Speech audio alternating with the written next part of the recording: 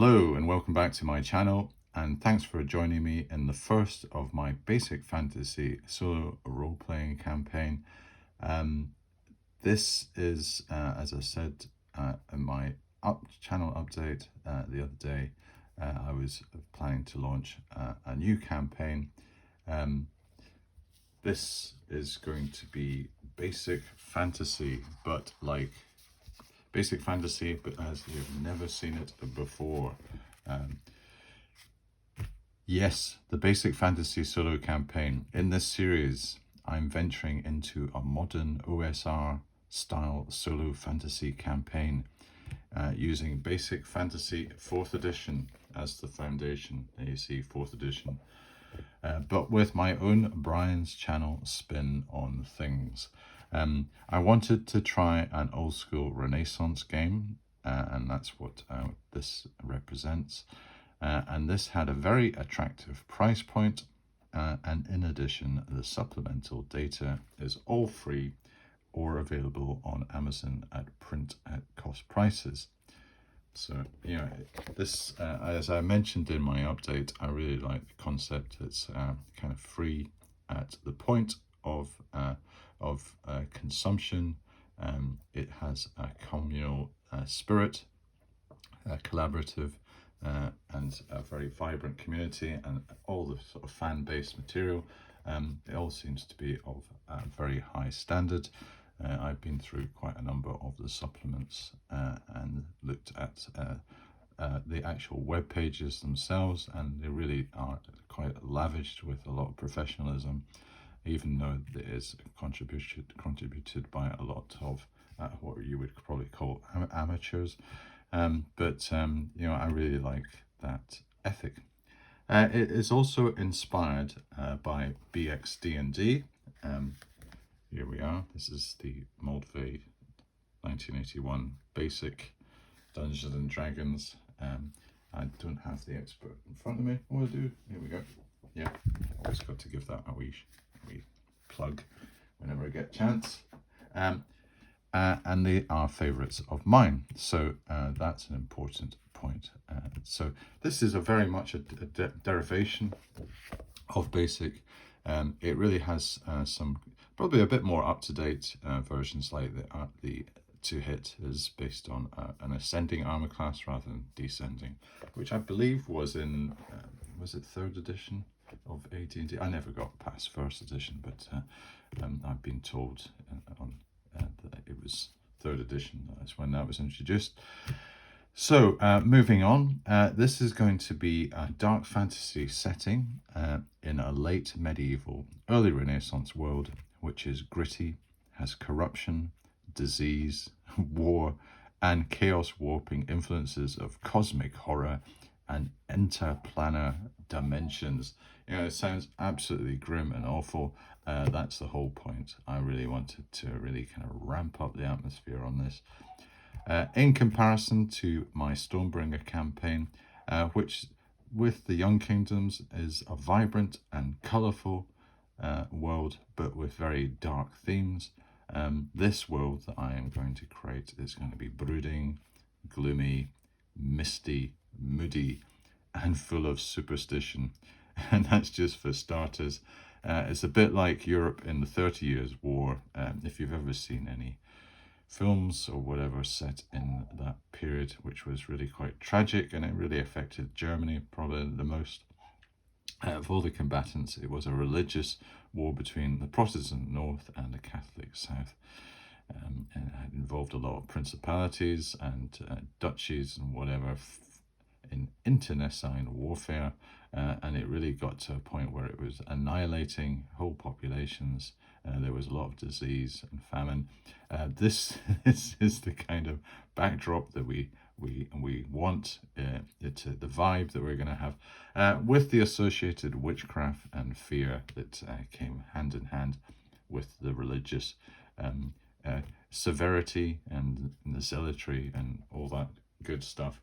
Adventurers and people in general will have a stoic attitude to their condition, although many succumb to despair. So hopefully our adventurers are of sterner stuff, some of the NPCs there will meet will just grit their teeth and get on with it.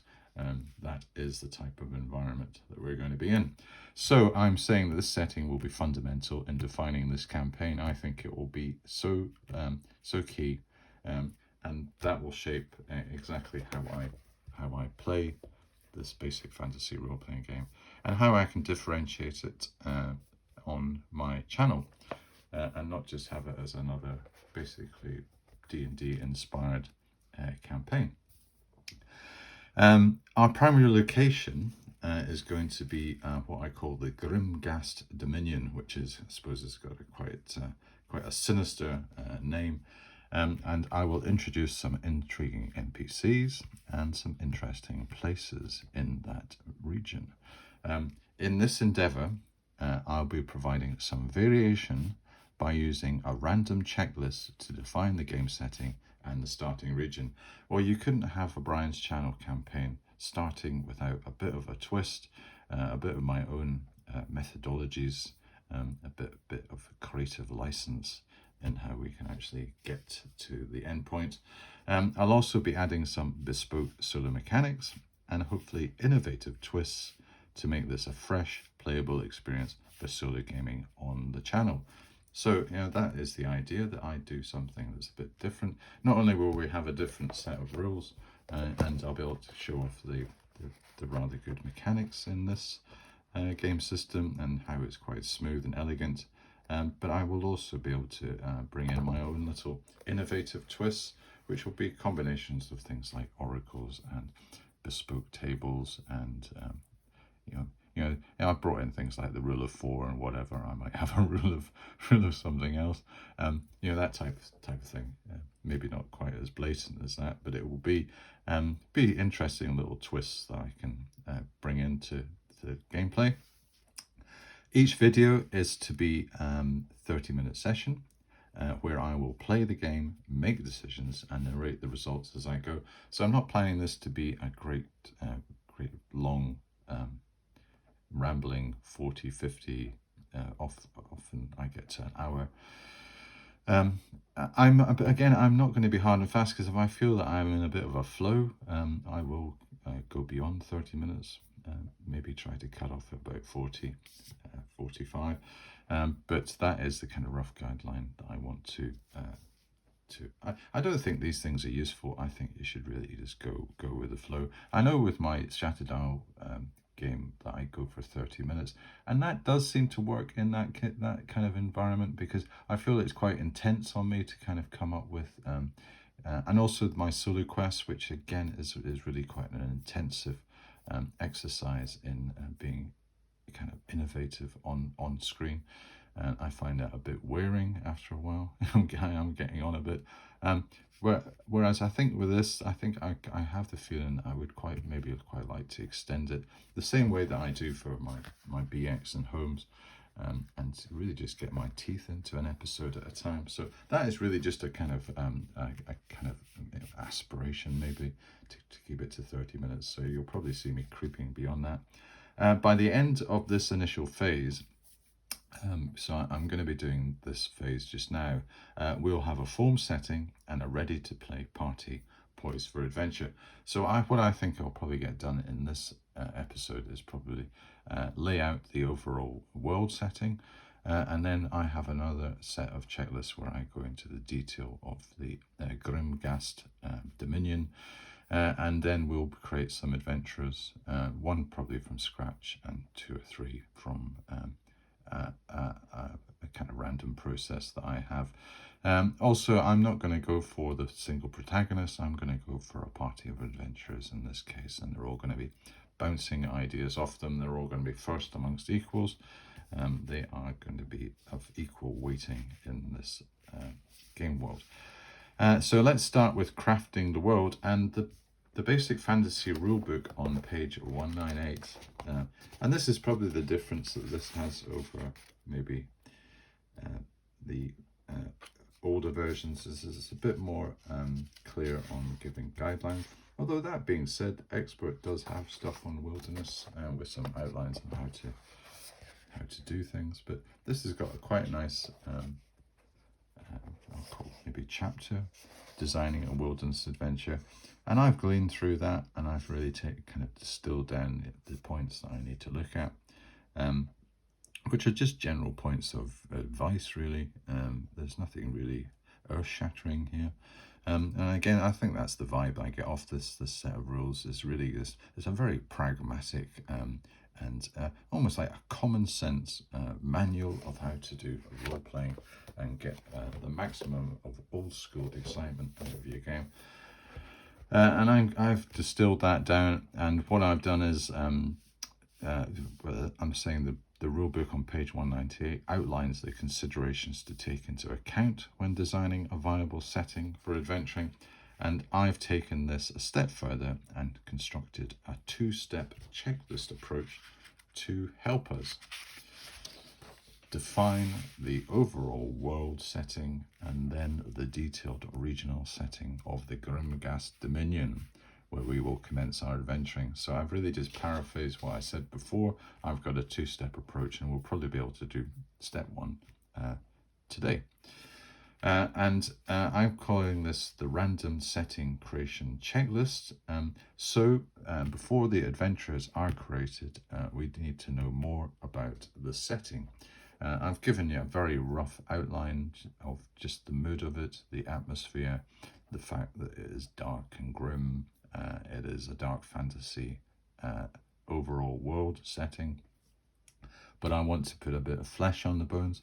And to do that, I put together what I call a random setting creation checklist that helps me refine the setting quickly, but with some variation. Each step is a simple question with 4 options. I'll roll a d4 to see what we get, and then try to bring it to life with some narrative. And I will try my best to maybe add a bit of just a bit of interpretation into exactly what we are creating in our cooking pot of our cauldron of world creation. This way, I'm hoping the setting unfolds before us. It's structured enough to give a framework, but random enough that it will give a unique campaign. And this is the catch-all that I have over the overall shape of this world, is that at the end of the process, where I've gone through all these steps, I will further overlay my own predetermined design concepts to shape what I have generated. So I have, as I've already stamped at the start, an overall pre-design of this dark fantasy world. If I feel that anything is maybe askew from that, I can knock it back into line. But basically, I'm trying to tease out some of the detail, specific detail, to say, well, this is the say the political side, and this is exactly what it looks like, rather than just saying, right, it's going to be a king and some barons. I'm going to say, well, actually, it might not be. It might be some rival guilds that is in charge, and I'm just going to leave it to my old friend, my favorite dice, my D4. But this is probably my favorite version because it actually tells you what the number is up on the top. Quite often you have to get the ones that start down at the bottom, and you've got to kind of peer at it. Whereas this one really just shows you straight off the bat.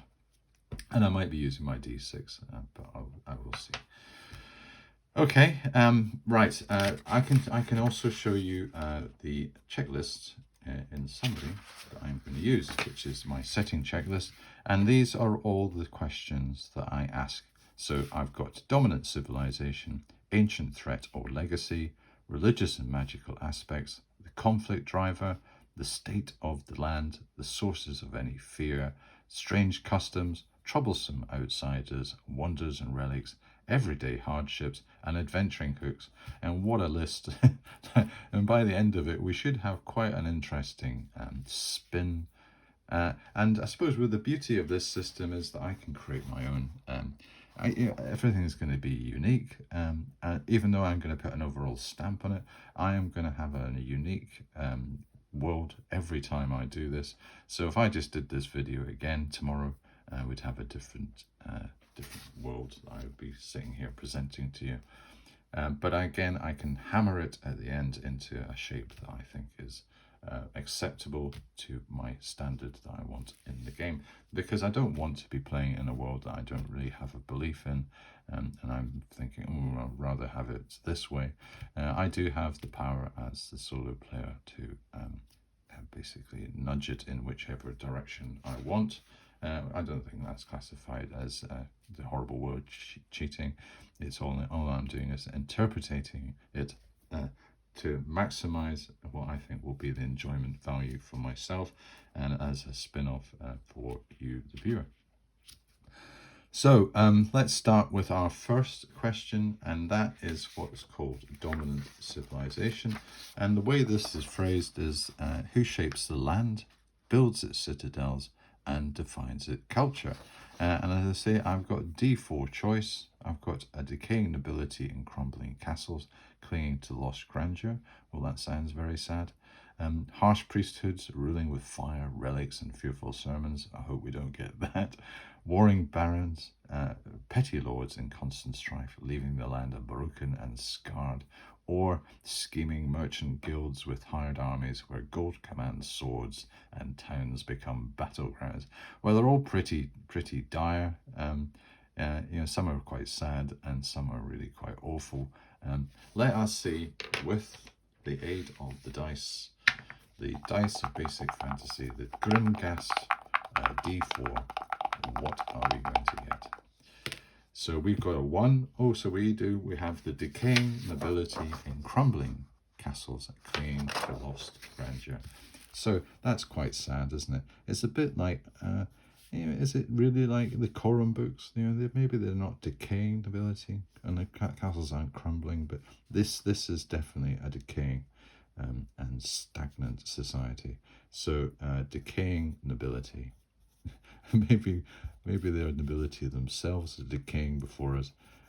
I think I do have in my Grimgast, I have a citadel, which is going to be central, and I've got some rather strange individuals that are going to inhabit that, including the Baron or the Duke or whatever that is the overlord of the Dominion, and the whole family are going to be, in true Gothic style, are going to be all rather strange with strange characteristics, and maybe some will be worshipping some dark gods, or they've made pacts with demons and all that awful stuff. And also I do have a planar dimension where I am bringing in Lovecraftian themes. So it's all going to be like that. So I can put decaying nobility, a crumbling castle, a crumb castle. Okay, so that is a step 1. So that sets what the dominant civilization is. It's basically a society in decay, and represented by the top tier, which is a decaying nobility. So maybe they are just clinging on to some form of power, using the old feudal ties to get some form of respect. But obviously there are going to be other social forces at work. Maybe the towns are being quite restless and trying, kind of like the middle class rising up to have a kind of revolutionary view, or the peasantry are kind of aren't paying their tithes, and maybe a bit of unrest there. So they're not the strong leadership that we had before. All right, so let's move on to our next stage, which is called Ancient Threat or Legacy. So what shadows the present from ages past? So this is basically our historical legacy, and if something maybe cataclysmic or strange or whatever happened in the past, whether this casts its shadow into the current time. And again, I have a D4 resolution on that, and some of them are quite enigmatic, and I'm really going to just try and maybe have a think about what these are, and I might not be able to give the answer right away if we get it, but some are probably a bit more straightforward. So first of all, we've got the bones of a fallen empire, its ruins still bleeding power. Well, I would presume that there has been an empire, and what's happened is it's got its relics and its ruins, and they are still maybe powerful places, or semi-occupied, or they are being taken over by creatures, and they're bleeding power, which is maybe some dark forces emanating from them. And then we've got the buried catacombs where kings and monsters alike are not truly at rest. That sounds a bit grim. The legacy of witch kings whose curses seep into bloodlines and soil. Well, that would be interesting because that would shape maybe these decaying nobility, and maybe they are tainted by that. And an older betrayal where a god, saint, or spirit still demands vengeance.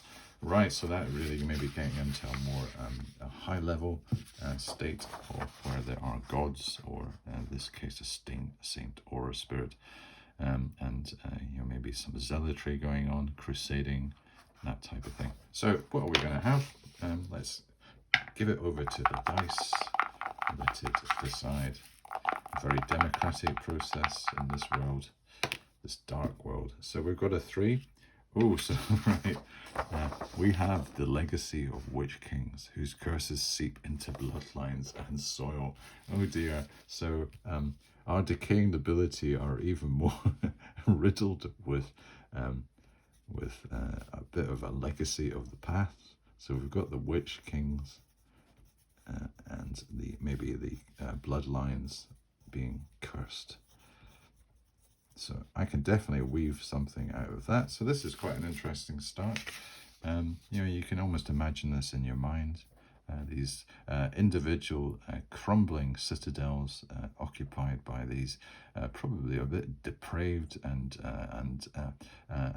decadent and maybe almost like mentally challenged nobles. They are still trying to wield some form of control over their shuddering peasantry. Maybe the townsmen are thinking, oh, we don't have to put up with any of this nonsense anymore. This is our world now.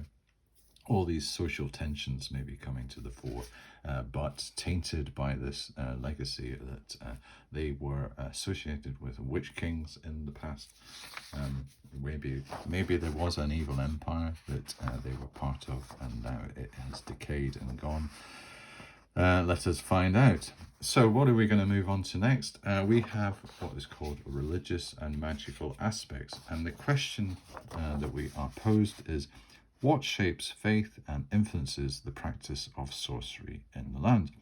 So this will just give a kind of inflection of what the religious and magical aspects are in this world. And again, I have probably the strongest caveat on this, where I can put a general override, because I am going to reflect the magic system that we have in here, which is basically like a D&D one, which is magic users and clerics. And I'm going to reflect that, but this might actually just define some of the ground rules and just the flavour that we are going to have in this world setting. So let's see exactly what the individual aspects are. We've got relics and saints' bones carrying true power at a terrible price. Well, that seems, that's not too controversial, really. Witchcraft and rustic sorcery whispered and practiced in every village. So that would probably say that it's quite widespread, this kind of basic sorcery, and the magic is quite common and it is quite well dispersed. But things like witchcraft and rustic sorcery, maybe it is suspected. I'm saying practiced in every village.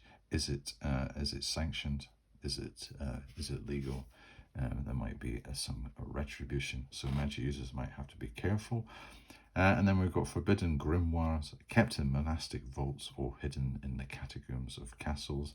Oh, that sounds very D&D-ish, and in pacts with spirits or demons where magic is bought with blood, silence, or service. And you'll see that option 4 is often quite a bit of the wild card, so maybe we don't really want to be getting a 4 all the time. So let's find out. Let's just find out what is going on, so I can put in the religious and magical aspects of this world. We get I shouldn't have said that. The 4 pacts with spirits or demons where magic is bought with blood, silence, or service. Oh, so maybe this is all coming together with our decaying nobility, tainted by the witch kings, and they've made pacts with demons. So pacts with demons, and maybe this will flavour just the general tone of the probably of the magic system more, but I'm going to have to do a bit of work on probably the religious side. I was expecting maybe just to have a kind of monolithic religion, similar to Christianity, which is very, very harsh in its application. A bit like almost like the religious zealotry that we had in this 30-year war conflict, or during the witch trials and that type of thing. Quite very puritanical, and also quite anti-magic. But there is this awful subplot of pacts with spirits and demons going on in different stratas of society. And it's whether the church has enough control. This is all building up to maybe some tensions that I can bring out. Right, we can move on to the next one, which is conflict driver, the core tension that keeps the world in turmoil. And we've got things like civil war with rival nobles, houses tearing the land apart. So even though there might not be too much, their decaying ability, they're still fighting for every scrap. An inquisition, zealots rooting out heresy and witchcraft. Well, that could explain a few things. The encroaching wilds, forests, marshes, and beasts reclaiming the land. So it's almost like we're regressing back to some primeval form. And foreign raiders, yes, we get outsiders with strange gods and hungers pressing in. So I wonder what their hungers are. Things like Vikings or Mongols or that type attacking from the outside. What is it going to be? What is our conflict driver? Let's find out. So we get a 2 this time. Oh, so there is an Inquisition on. We have an Inquisition, so that is definitely going to taint. What I can probably do is I can do my famous 1 to 10 and say, well, what is the level of Inquisition? But let's not do that just now, because I would say that this will be quite important in just how characters and how different classes can operate in this world. So zealots are rooted out, and there's anti-witchcraft. Okay, well that is interesting. That will set the scene, as I've said. An Inquisition is on the go. I think in my next episode I'll maybe flesh that out a bit more. So let's move on to our next question, which is called the state of the land. What afflicts the present world? Is it blighted crops and famine? That's bad. Forests advancing into farms and roads. The marshes spreading, drowning fields and homes. Or a lingering plague wasting away villages. Oh dear. Yeah, you can see the 4 is really not very nice. So let's see what we get. It's going to be bad news, whatever, really. Maybe the forest advancing into farms and roads would be the least. So we get a 3. We get marshes spreading, drowning fields and homes. All right. So maybe we are a bit of global warming going on here. The marshes, maybe the sea levels rising, and its manifestation in this world is spreading marshes, and marshes will be also places where you will get disease and maybe some fell beasts and all that stuff. Basically, the food supply is being eliminated because the fields are being drowned and homes are being lost. You've got maybe a itinerant population being displaced by these things. Kind of refugee situation. It's really sounding a bit awful already. I suppose my opening gambit was to present a rather brooding, dark world. I think with all these things going on, it's really just become it's increased by a factor of 5 or 6. I'm really kind of ratcheting it up. So let's move on to the sobering thought of what are the sources of fear in this world. What people dread most? Is it the restless dead?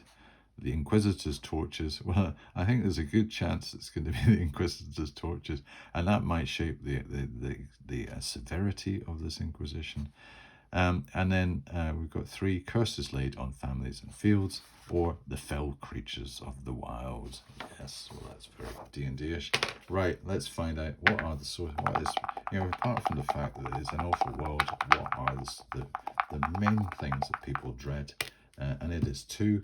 It is the Inquisitor's torches. Well, it's all starting to come together, isn't it? Yeah. Oh no, it's the Spanish Inquisition. Inquisitor's torches. So this really is a very dark world, with religious persecution maybe going on. There's heretics, there's all that stuff. People being burnt witches, you name it. This really, you get the kind of witch hunter type vibe. You get all that kind of stuff. This is really starting to become a bit scary. Strange customs. You probably need a few to survive in this world. What inhabitants do to keep safe. So this is to kind of almost like ward off evil, ward off the badness of this world. Do we have 1 bells rung at dusk, mass worn on holy days, food left at crossroads, or birth tattoos of warding runes? Okay, so what's it going to be? What do people do to try and ward off evil? It is going to be, it's going to be the birth tattoos of warding runes. My character called Weberan in my Homes Basic will be very pleased with that. He's a bit of a tattoo buff. 4 is going to be birth tattoos of warding runes. Okay, so maybe this is taking us back to the old days, a runic alphabet, when the witch kings maybe were in power, and we had this runic alphabet, and they would have these warding runes to keep away the darkness and the undead. It is still a tradition. Maybe the Inquisition doesn't like this and wants to maybe stamp it out. Says, you don't need these tattoos, you just have to believe in the one true religion. Okay, so if that wasn't enough, let's think about troublesome outsiders. So who are viewed as dangerous threats to communities? Is it wandering sellswords? So that might be like just a glut of mercenaries wandering around and doing all sorts of things independently. Is it fanatical pilgrims? So maybe some of these, there was quite a lot of zealotry in these religious wars. And people, there used to be the flagellants who would go around flagellating themselves with whips. Are there going to be that type of thing? I think there was a bit of a dancing cult as well, where people used to dance, and it almost got into their minds, and they couldn't stop dancing. It's like, these are what fanatical pilgrims would be like. Foreign raiders, yeah, we know all about that. And then scholars with forbidden books. That's a bit enigmatic. I wonder what that would be. Right, let's find out. Again, what's this going to be? We haven't got too many more to go.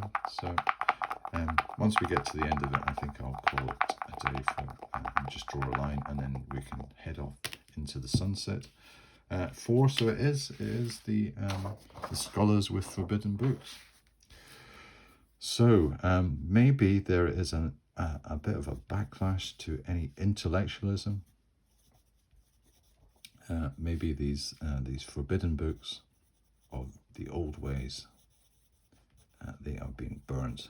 That's kind of the sort of thing that Inquisitions do, burning these blaspheming books, and these scholars need to be basically tried as heretics and then summarily executed. Maybe that is the case. I think there's probably more to that. It sounds like a bit more of a richer vein of information that we need to ascertain on that. What have we got next? Wonders and relics. What remains awe-inspiring and terrible? Right.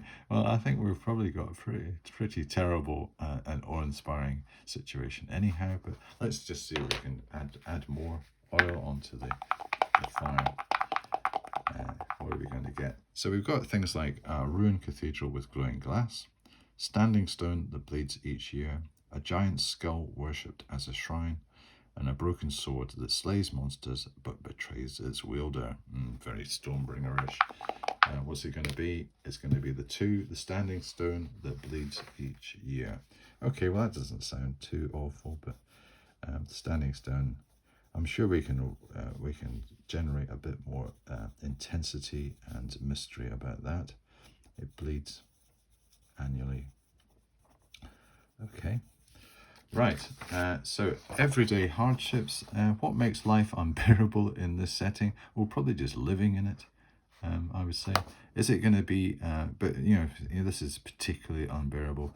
Maybe it's one, endless ties to lords or priests.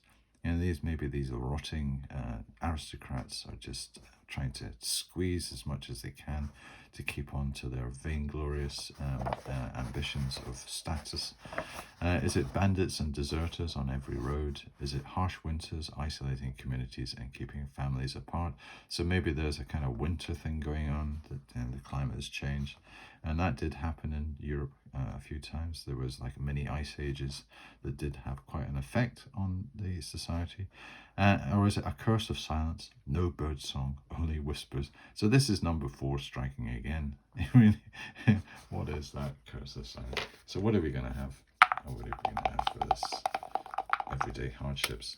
We get a 1, endless ties to lords and priests. Well, that sounds quite... So we've only got the ties to our decaying nobility, but probably to these inquisitors and priests.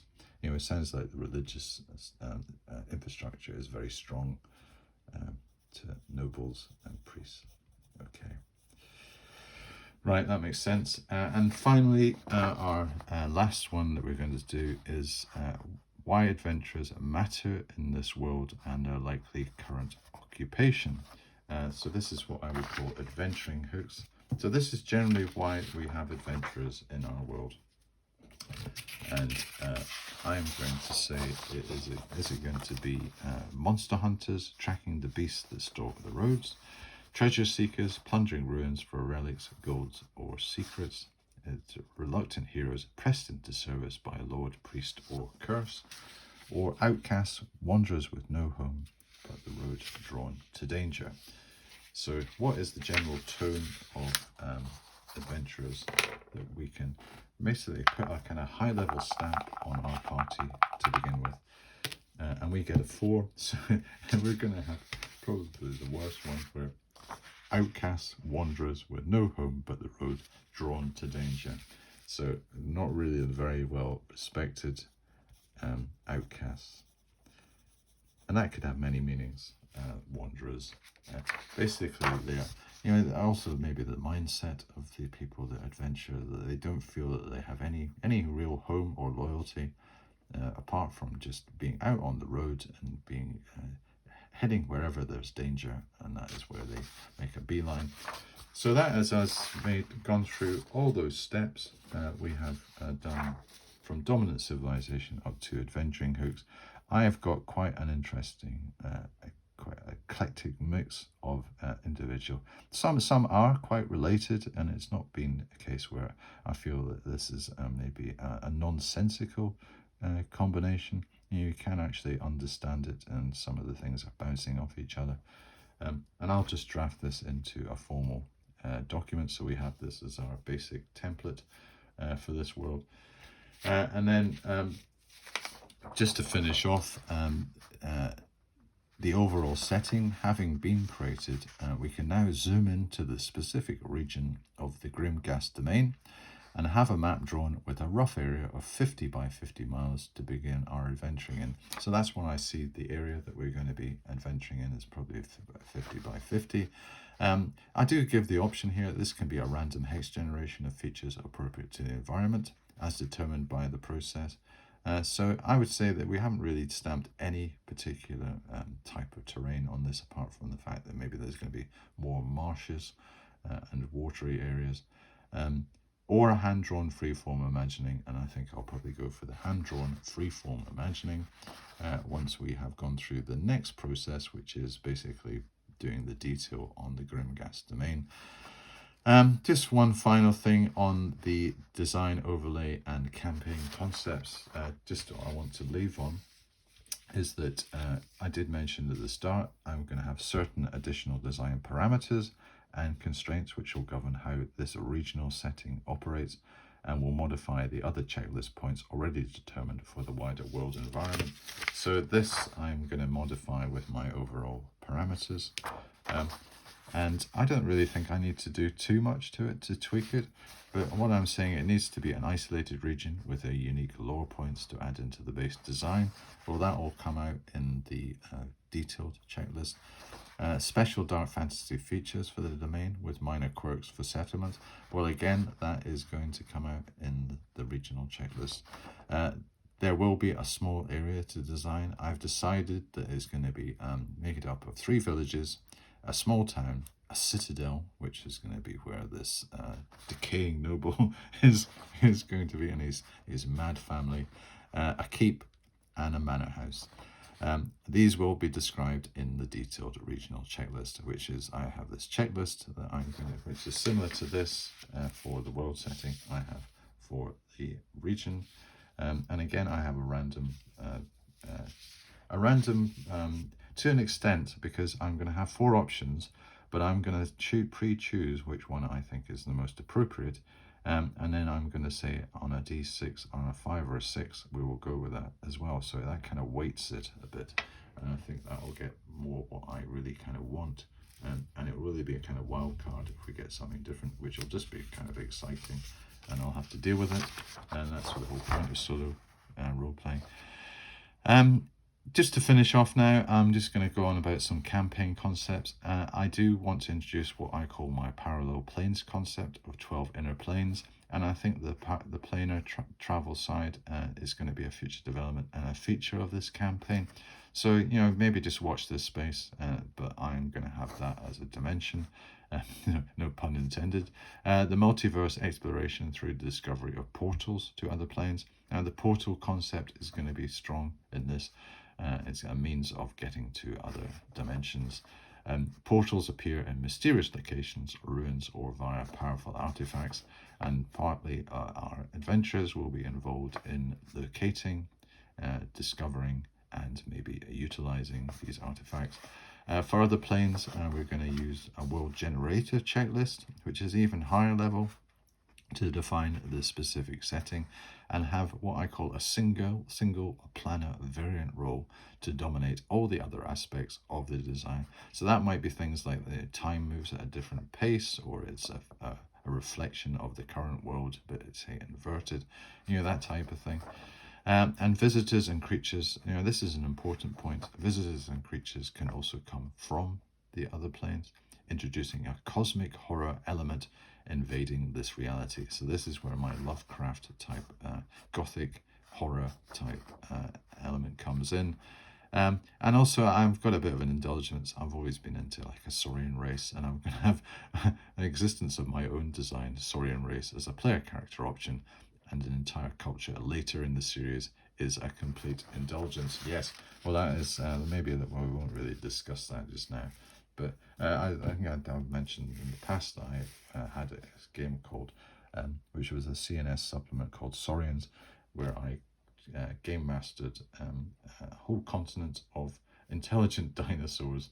You're not enormous ones, but just like man-sized ones. And I've always been quite enamored by that type of concept. So I thought I might introduce this to this basically quite free-form basic fantasy role-playing system, and I think I might be able to inject that quite easily into that.